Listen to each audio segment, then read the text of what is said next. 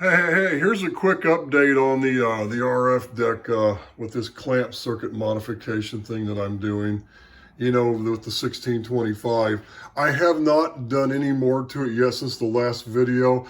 It's been really warm outside, and I've been trying to get all the yard work done outside on the property. I have a lot of overgrown stuff, and we're getting ready to go probably purchase a big storage building that they're going to build on site here, and I'm in the middle of a whole bunch of other stuff that I'm doing outside. But not to digress, the other reason I slowed down on this is because I realized I need to get, since I'm going to have, let me show you, did I show you my last updated circuit? Where the heck was it here? I got to find oh, and there are those, I don't want to zap those. Those are those 5-watt Zeners in case this 10 watt. I think the 10 watt is probably going to work, but if it takes too much current from that transformer to sink down, I'm not going to need much current. I mean, that grid of that tube draws like 6 milliamps, so I'm not going to need very much current. But I did find, here, I found the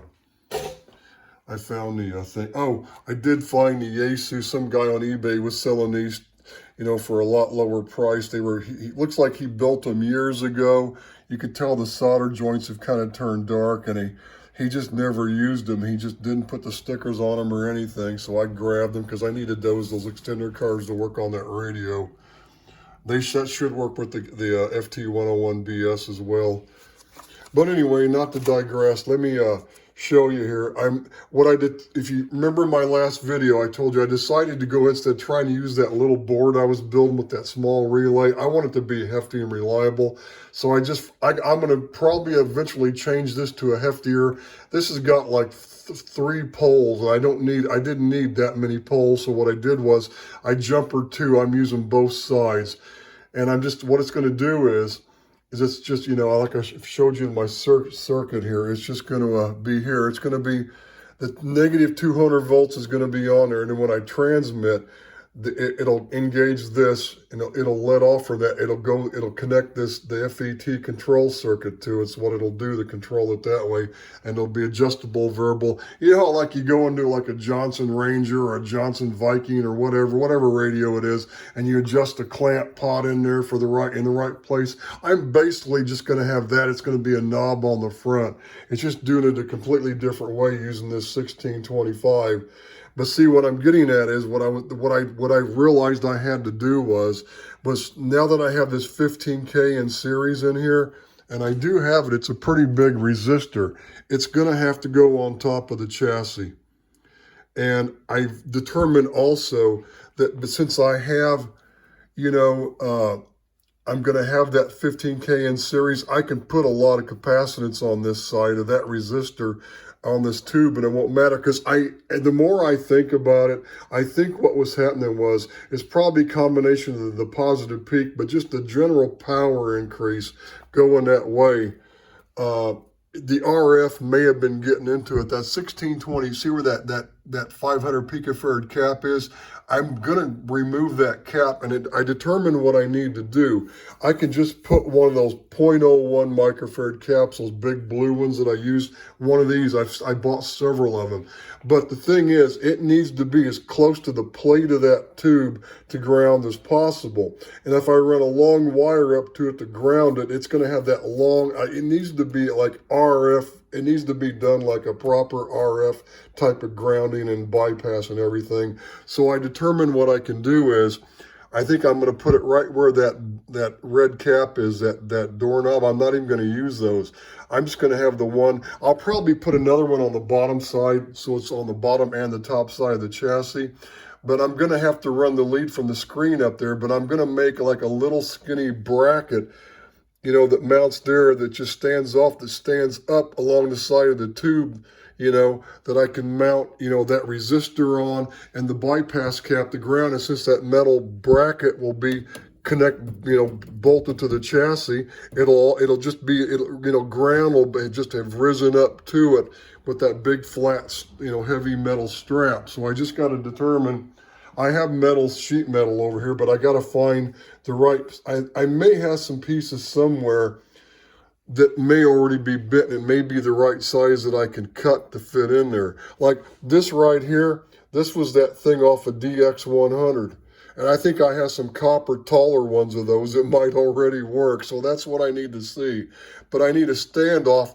That way the bypass cap will be right there at the tube plate to ground. And I won't even need these other smaller 500 picofarad caps. I was going to have one on top, but I realized that's not really enough, because I only had one. I originally had a 1,000 puff, that smaller doorknob, and I realized that's not, if it's RF, it's not really enough to bite. It needs to be at least a point oh one to get all of it.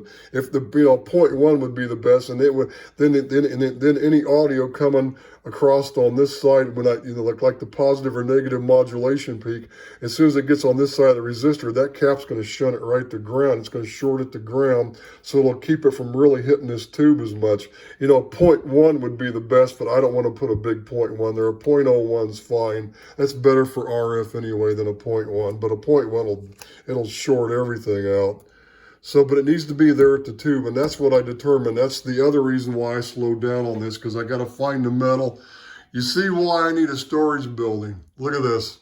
We have got to get this junk out of here. I look at the bench here.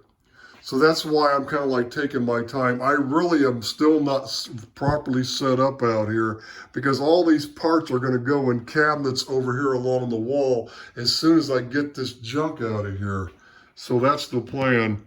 So anyway, that's the status on this. I apologize. I knew I said last time I'd just do a short video, then I'd connect to one when I go in there and test it, but I'm not at that point yet, because with the stuff I have going on the property outside, and then I realized I need to do something a little different with the, you know, with this bypassing where this resistor is going to be. So I can just take that big resistor on a couple standoffs on that strip that's going up to the tube and have the bypass cap to ground on one end. So that'll be perfect. That'll be perfect. But today I was going to try, I realized I've got a problem, because I don't want to saw this shaft off when it's clamped on there. I'd have to put a cover. I think I did that the last time in San Jose, but I don't. And I realized I don't have a vise yet set up. So how am I going to clamp this to cut it off?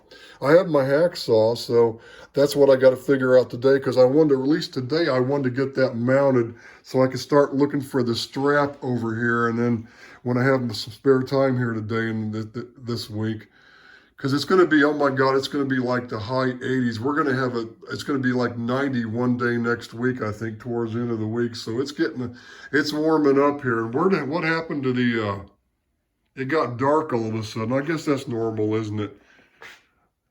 I guess that was that dark when I was showing you. But see, that relay is going to be better. So anyway, I think I've digressed enough. I went too many different directions on this video, didn't I? So 73s for now. Oh, I just went a little past 8 minutes. Talk to you later. This is W5HRO.